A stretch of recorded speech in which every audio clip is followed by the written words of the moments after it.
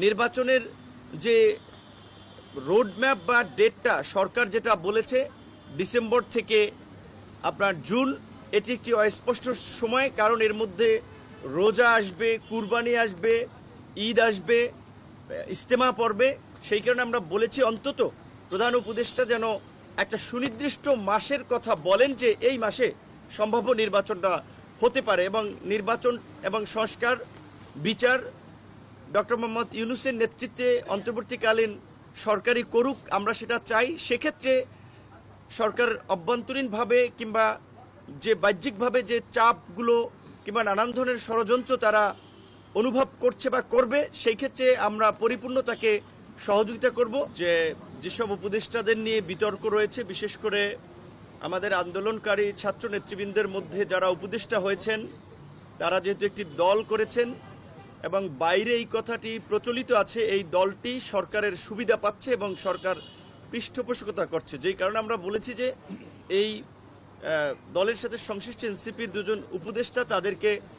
অপসারণ করা বা তাদেরকে বুঝিয়ে পদত্যাগের দিকে আপনার নিয়ে যাওয়া, এটা সরকারের জন্য একটা ভালো দিক হবে। পাশাপাশি বিএনপির পক্ষ থেকে যেহেতু আরও একজন উপদেষ্টা নিয়ে তারা দ্বিমত পোষণ করেছে, সঙ্গত কারণেই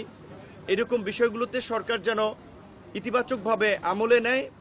এবং ঢাকা মহানগর দক্ষিণের সিটি কর্পোরেশন নির্বাচনে যে জটিলতা তৈরি হয়েছে এবং উত্তরের যে প্রশাসক নিয়ে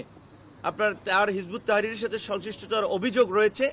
এই বিষয়গুলোতে আমরা ব্যবস্থা নেওয়ার জন্য জানিয়েছি। এবং আপনারা লক্ষ্য করছেন যে এই সময় বিশেষ করে আমাদের দেশপ্রেমিক সামরিক বাহিনীর বিরুদ্ধে নানা ধরনের বিষেধাজ্ঞার বিদ্বেষ ছড়িয়ে সরকারের সাথে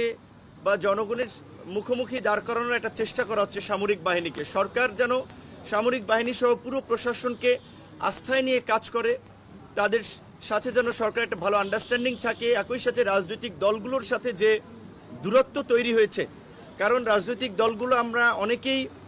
যারা দায়িত্বপ্রাপ্ত উপদেষ্টা রয়েছেন কিংবা সরকারের সহকারী রয়েছেন, দেখা করার সাক্ষাৎ করার সময়সূচি চাইলেও, গুরুত্বপূর্ণ প্রয়োজনীয় বিষয় আলাপ করতে চাইলেও অনেক ক্ষেত্রে সাড়া মেলে না। এই বিষয়টি নিয়ে মোটামুটি সব দলই ক্ষোভ প্রকাশ করেছে এবং প্রধান উপদেষ্টা সেই বিষয়টা আপনার গুরুত্ব দিয়েছেন যে যোগাযোগটা আগের চেয়ে আরও যেন আপনার ঘন ঘন হয়। এবং বিশেষ করে যেই দুটো বিষয় নিয়ে আরও বর্তমানে রাজনৈতিকভাবে এবং নাগরিকদের মধ্যে একটা উদ্বেগ তৈরি হয়েছে যে আপনার চট্টগ্রাম বন্দরের যে নিউমোরিং টার্মিনাল বিদেশিদের হাতে দেওয়া এবং করিডোর, আমরা বর্তমান পরিস্থিতিতে সরকারকে এ বিষয়ে আপাতত সিদ্ধান্ত না নেওয়ার জন্য আমরা আহ্বান জানিয়েছি।